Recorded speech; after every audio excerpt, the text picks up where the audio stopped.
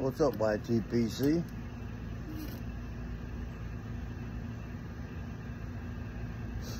Uncle Willie coming to you this Sunday afternoon from the coop.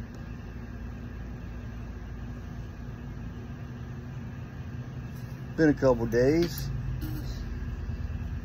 As most of y'all know, I had a funeral to attend, well, last week. We went to Ohio. We went over, up, whatever you want to call it, on Wednesday. We left Wednesday morning and came back Friday morning, which we got back Friday afternoon.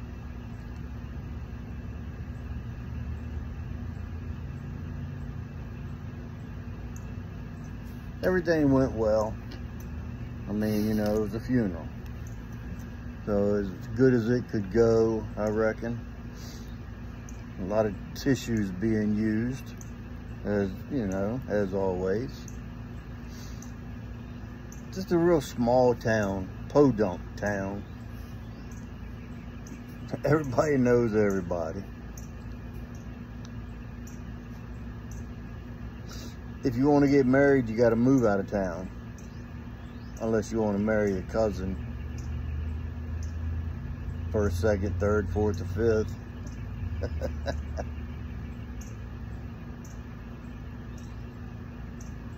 It was like grandma, or great-grandma and grandpa, and then great-grandma and grandpa on both sides. And the families they come from branch off, and then their children have children, and it keeps going. So the family tree just keeps getting bigger and bigger. So if you want to marry outside of family, you got to move out of, at least out of town, preferably out of state.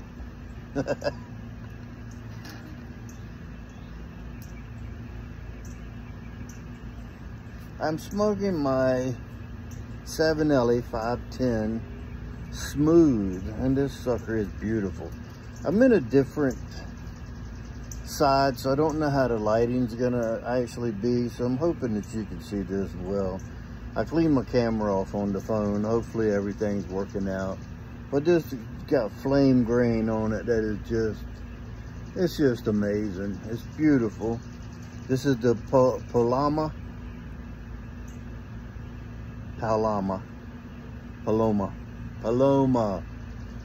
Look at that stem, huh?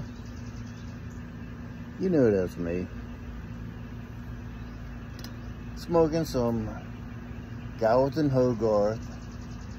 Yeah, you heard me right. G&H. Dark Flake Unscented.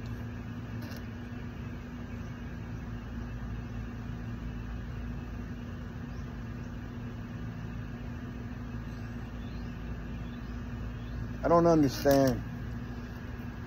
You know, I don't dry my tobacco. I just rub it out, pack it. I don't know if it's the way I pack it or what, but I don't ever have trouble keeping mine lit. And when I do have to relight, I don't mind, because it gives it that burst of flavor that when you're heating those essential oils up in it. See, I'll talk. And it still comes back.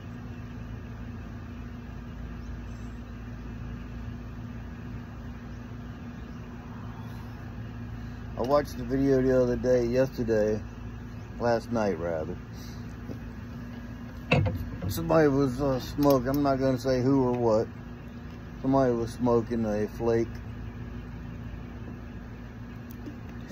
They said it was very wet. That they let it dry out for about 30 minutes. They rubbed it out, dried it out for like 30 minutes. It was still hard to keep lit. They said they would let us know what they thought about. That was the first impression. They let us know what they thought about the second impression, or their review, after they take some and let it dry out for about 12 hours.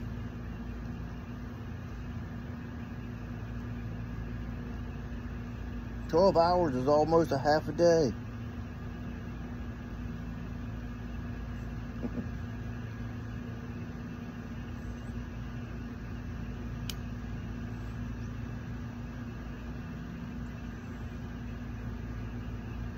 I like keeping mine, if I can keep it right there on the edge of like it's going out. Because then when you start puffing on it and getting it relit in the bowl without fire, it'll also warm up those oils and it just brings out the flavor. That's all my opinion. Of course, your mileage may vary.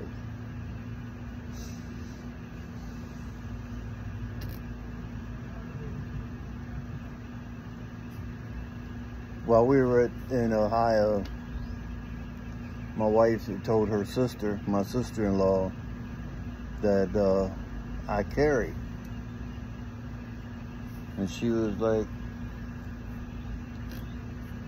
oh, I don't mind if you carry. She's like, I feel safe knowing I'm around someone that is, you know, willing to protect us and whatnot or whatever. And she reached in to give me a hug. I don't think she knew I was carrying at the time, but she reached in, and when she went to hug me, she felt my sidearm. She just looked at me, and I just looked at her and went, she knew what it was. She almost grabbed it by the handle, by the grip. Cutie air conditioner. Hey, first time this year. I bet y'all can hear that though.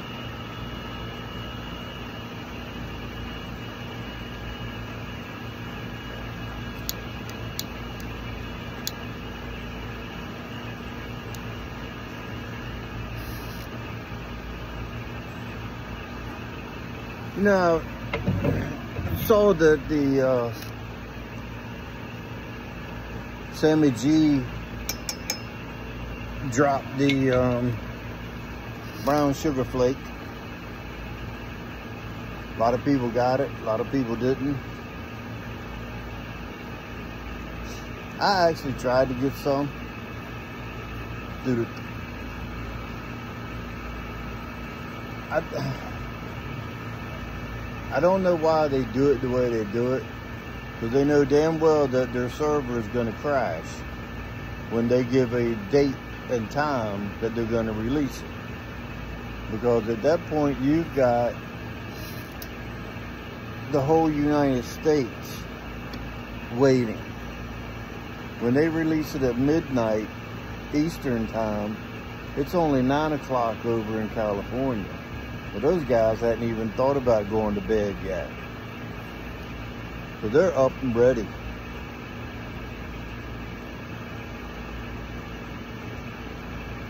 I went on tobacco pipes.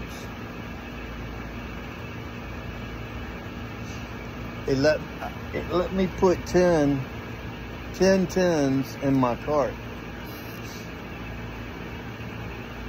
It wouldn't let me purchase it. It kept saying something about a error,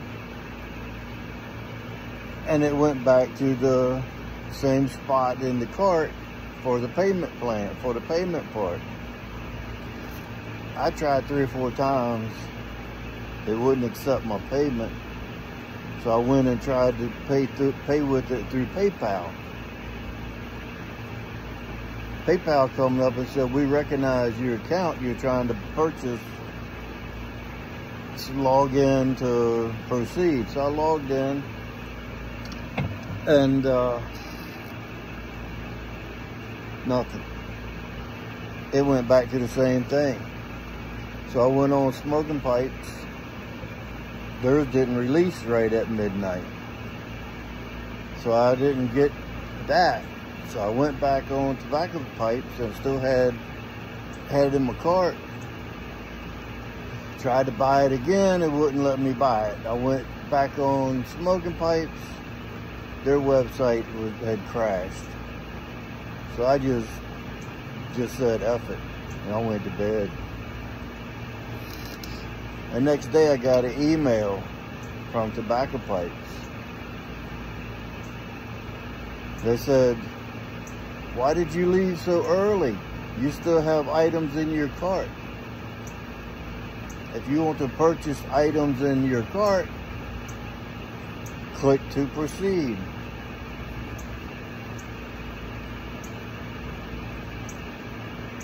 So I called them.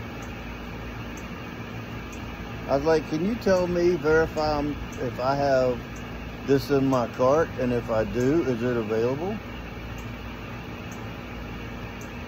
Well, they said, no, it was not available.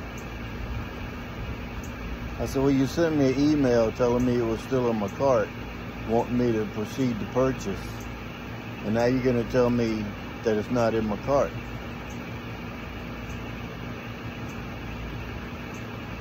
So I just hung up and left it. The next day, I got another email from them. Same thing. Why'd you leave so early? You left items in your cart.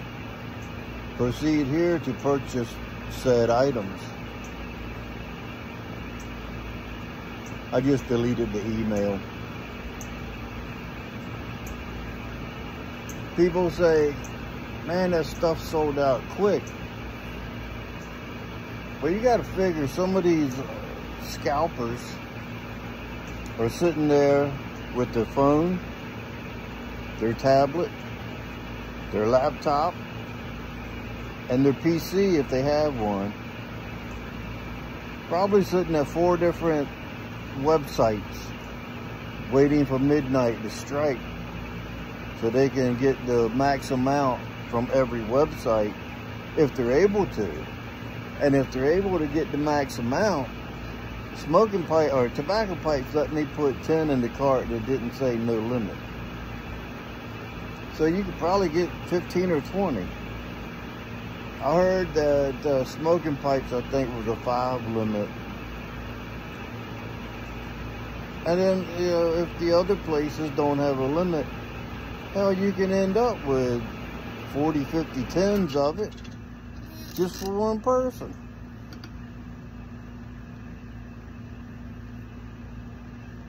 While the other people are sitting there with one device and they can't get through.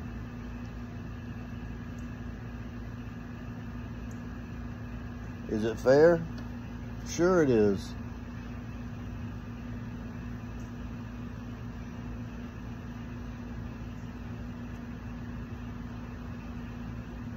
Do people like it? No. See, it's the same thing with cigars. Neptune Cigar had the Liga Privada and a 10th year anniversario, 10th year anniversary. 3 per person, 3 per customer. And they had the Robusto and the Toro size. So I ordered 3 of each. My son-in-law, he ordered 3 of each and had my daughter order 3 of each. So he ended up with 12 instead of just the 6 that we were. So, I mean, there's ways of getting around it. If you want to sit there with 4 different devices or 5 devices or whatever, I have a phone upstairs that is not hooked up, but it still works with the computer part of it. So, I mean, I use it for other things, my alarm clock, you know, whatever. Because I leave this phone downstairs when I go to bed. And if I need to get online or do something, I got my other phone upstairs. As long as you got Wi-Fi, you can use it and go on websites and buy stuff or whatever.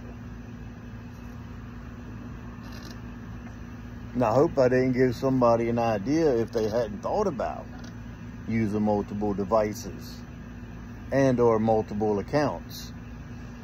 I got a buddy in one of the cigar groups that's got like 3 email accounts, and he'll purchase limited stuff from the cigar world the same way. He'll use 3 different emails. They're all coming to the same address and everything, but he's got 3 different emails, so he's got 3 different accounts. Just like people that have multiple Facebook accounts or multiple YouTube accounts or whatever. I mean, it's not against the law.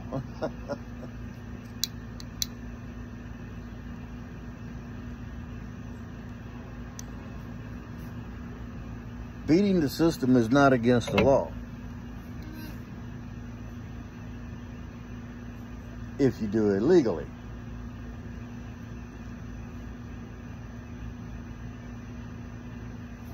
I think they should just take those drops and just add them in on their menu. They're still going to sell it because word of mouth is going to say, hey, I just picked up this from so-and-so website, and somebody else go in there, they order some, then they'll tell somebody. Same thing. Their website won't crash. Everybody's happy. More people would get more of the product instead of one person ended up with 40, 50 tins because they went to multiple sites. If they didn't do a drop and say that it's at midnight, and all of a sudden you just see that it's in their added tobacco list, because if you're like me, you check those lists periodically, because when they drop the Garth and Hogarth ropes and the bulk stuff, they don't put that up there and say, we're going to drop that at midnight Wednesday or whatever. They just add it to their menu that they've got it back in stock, and then word of mouth, and then it still sells out. So if they just did it that way, it would be fine. It would still sell out, but more people would be able to purchase it. So that way everybody could be on the same sugar train.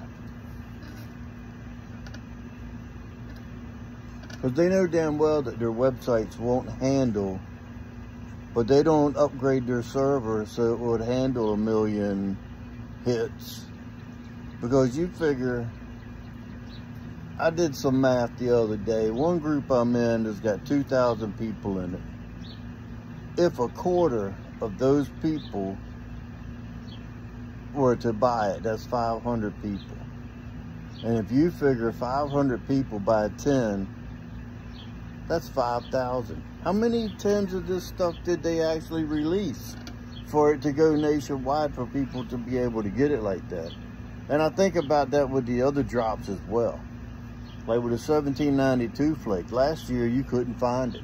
It dropped and it was only like a couple per tin, a couple per person limit, and then that was it. This last drop, some places still have it. Boswell still has it. Not on their website, I don't think, but you walk in the store and last time I was in there, they still had 3 tins on the shelf, and that's just what they had on display. They still got more in the back. You have to go there to get it. That's like with a lot of other B&Ms that don't have a website. You walk in there and sometimes it's like going fishing and you hit a honey hole. You walk into some of these B&Ms or mom and pop cigar pipe shops, and when you walk in there, they'll have a whole line of Garth and Hogarth or Sam Garth and or Esoterica and Germains. They have stuff that, and a lot of it's been sitting there for quite a while. Hey, you might be even able to find stuff that's been aged for a couple years because nobody goes in there and nobody buys it. They don't have a website to put it on to get rid of it. I don't know. That's just me rambling, that's all. And get some of this sugar off the top. Speaking of sugar, still rocking the Dism.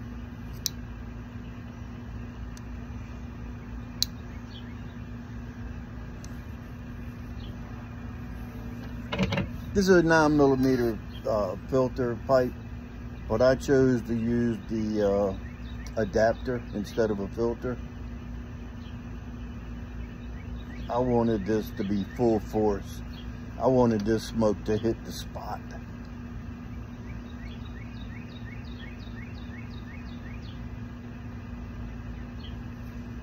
Well, that's about all I got for today. I did a little rant, a little chat, check-in, housekeeping.